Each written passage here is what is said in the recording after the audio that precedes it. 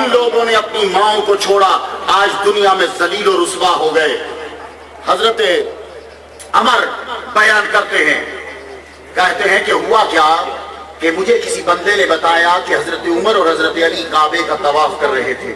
کعبے کا طواف کرتے ہوئے ایک شخص اندر داخل ہوا، اس نے گٹھڑی اٹھائی ہے یوں، اور اس گٹھڑی میں کیا ہے؟ اس کی ماں ہے، اور گٹھڑی اٹھاتے ہوئے جو ہی داخل ہوا تو حضرت علی اور حضرت عمر رضی اللہ تعالیٰ عنہ رک گئے۔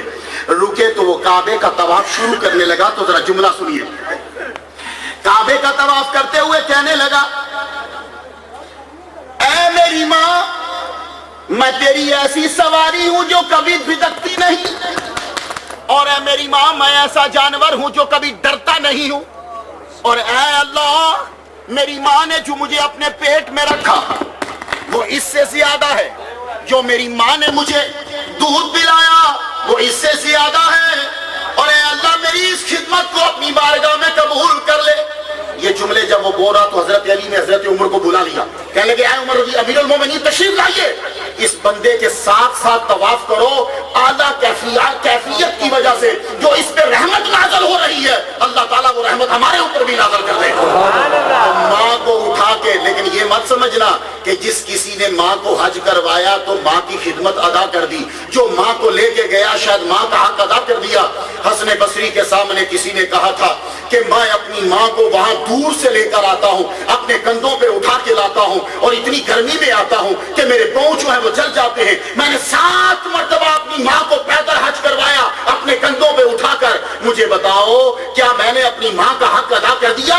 تو آپ نے فرمایا جو تیرے پیدا ہوتے ہوئے تیری ماں کو تکلیف ہوئی تھی تو نے اس کا بھی ابھی حق ادا نہیں کیا۔ دیکھو، میں بس اسی طرح کی چند باتیں آپ کے گوش گزار کر کے میں چلا جاؤں گا۔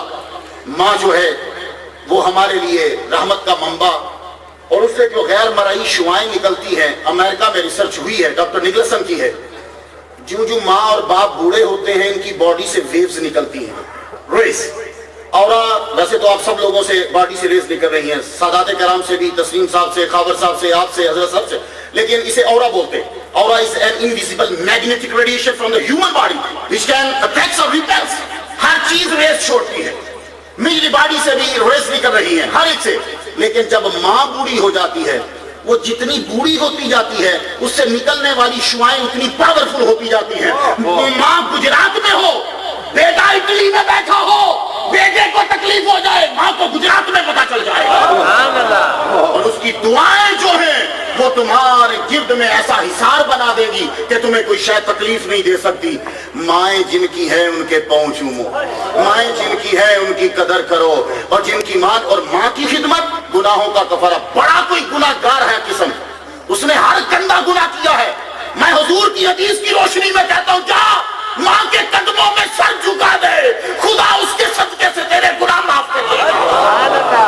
ماں کی خدمت کا ایک آدمی حضور کی بارگاہ میں حاضر ہوئے، یا رسول اللہ میں نے بڑے گناہ کیے۔ فرمانے لگے تیری ماں ہے؟ یا رسول اللہ ماں مر گئی۔ فرمانے لگے تیری خالہ ہے؟ یا رسول اللہ ہاں ہے۔ فرمانے لگے جا اس کی خدمت کر، اللہ تیرے گناہ معاف کر دے گا۔ ماں، ہر ماں، کچھ معاشرے ایسے ہیں کہ جس میں ماں کو بڑی عزت کی نگاہ سے دیکھا جاتا ہے۔ یہ جاپان کے اندر ایک مولوی صاحب تشریف لے گئے، 3 سال تک تقریر کرتے رہے، کوئی بندہ مسلمان نہیں ہوا، اور مولویوں میں بھی پھر فرق ہوتا ہے اور انداز تقریر بھی ہوتا ہے۔ یہ صرف صوفیاء کا کمال ہے کہ جہاں جاتے ہیں اسلام دل میں داخل کر دیتے ہیں۔ اور ایک جملہ کہوں، آج بڑے علماء بیٹھے ہیں، تصوف کی بڑی تعریفیں آپ نے سنی ہوں گی۔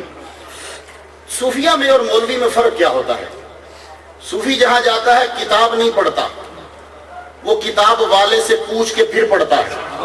اور دوسری بات، اب جملہ سنیے گا سب لوگ، صوفی جغرافیائی حالات کو دیکھتے ہوئے اسلام دلوں میں داخل کر دیتا ہے۔ بڑے لوگ کہتے ہیں جی خواجہ صاحب معین الدین اجمیری چشتی رحمہ اللہ قوالی شروع کی، ان کو کوئی شوق نہیں ہے۔ ہوتا کیا تھا، خواجہ صاحب کے ہاتھ پہ صبح لوگ کلمہ پڑھتے تھے، رات کو بھجن پڑھنے لگ جاتے تھے۔ صبح کلمہ پڑھا لا الہ الا اللہ، جیسے آپ لوگ آتے ہو پیر بلے شاہ صاحب کے پاس بیٹھے توبہ تلا کی، رات کو پھر چلے گئے۔ تو بھئی وہ کیفیت جو جہاں طاری رہتی ہے، اگر مسلسل طاری رہے تو فرشتے ہم سے گفتگو کرنے لگ جائے۔ تو بھائی پیر کے پاس اس لیے کہتے ہیں زیادہ سے زیادہ بیٹھو، جب ہی ہٹو گے تو کوئی نہ کوئی بھیڑیا پکڑ لے گا۔ تو جب سے پیر پیروں سے جدا ہوئے ہو تبھی تو سوات میں طوفان آیا ہے. اگر تم پیروں کے پاس رہتے تو سوات میں پانی نہ آتا. سوات میں پانی نہیں آیا, خدا کا لشکر آیا ہے. ہاں, کیونکہ پانی کو میں نے اس طرح بہتے ہوئے پچھلی صدیوں میں کہیں بھی نہیں دیکھا. سوات میں پانی آنے کا تک ہی نہیں بنتا. سوات میں پانی کب آیا؟ جب تیرے دل میں صوفی کا بغض آیا. ورنہ پانی کی ضرورت نہیں کہ سوات میں آ جائے. پانی خدا کا لشکر ہے, وہ پانیوں کو روک دیا کرتا ہے. داتا صاحب نے 1 مائل تک پانی کو روکا یا نہیں روکا؟ اور جب تم نے داتا کی توہین کی, اب روک کے دکھا پانی. اب بول یا اللہ المدد بولتا رہو, جتنا مرضی المدد بول. اللہ کہے گا تو نے المدد کہا, فرشتے بھی, وہ بھی سب کے سب, ولی بھی سب مجھے پکار چکے ہیں. اور جو ولیوں کا دشمن ہوگا اس سے میں اعلان جنگ کرتا ہوں. اور سنو, جب میں جنگ کروں تو میں گولی یوز نہیں کرتا. جب میں جنگ کروں تو میں ٹینک یوز نہیں کرتا. جب میں جنگ کروں تو میں بارود یوز نہیں کرتا. جب میں جنگ کروں یا ہوا یوز کرتا ہوں یا پانی یوز کرتا ہوں, میں ان دونوں سے میں تباہ کر کے رکھ دیتا ہوں. تو گجرات والوں, یہ بات یاد رکھنا, شہنشاہ ولایت کا صدقہ اس ولایت کے دامن میں آ جاؤ, ورنہ تمہاری زمینوں سے پانی چھین لیا جائے گا اور تمہاری فصلوں سے کھیتیں چھین لی جائے گی. یہ بات کیا, صومالیہ کا حال دیکھ لو. تسلیم صاحب تو رہتے ہی ٹی وی میں ہیں, ان سے پوچھو, یوٹیوب نکالو, صومالیہ کا بیڑا غرق کیوں ہوا؟ اس لیے کہ وہاں ولیوں کی قبروں پہ تھوڑے برسائے گئے تھے. جاؤ, اور آج کہتے ہو کہ صومالیہ میں پانی کوئی نہیں. صومالیہ کے بچوں کو کھانا نہیں ملتا, کھانا نہیں ملے گا. کیوں؟ میرا نبی پہلے کہہ چکا, بہم یرزقون و بہم یمطرون. ان ولیوں کے صدقے سے بارش ہوتی ہے, انہی کے صدقے سے رزق ملتا ہے. ولیوں سے دور ہٹ کے روٹی کھائے گا, لنگر انہی کے چلتے ہیں, اور ظالم لنگر انہی کے چلتے ہیں. تیرے ہاں سے تو دال کھا کھا کے سر کے بال اڑ جاتے ہیں, لنگر انہی کے چلتے ہیں. اللہ اکبر جل شانہ. تو صوفیہ کے دامن سے یہ ایسا اسلام دل میں داخل کرتے ہیں. تو وہ رات کو بھجن پڑھتے ہیں, فرمایا ادھر آؤ, وہاں کیوں جاتے ہو, ہمارے پاس آؤ.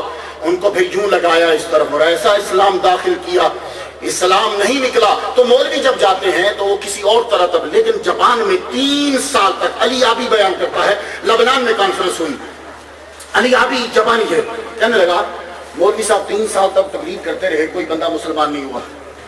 ایک دن ایک مولوی صاحب نے تقریر کی, ذرا غور سے سنیے گا.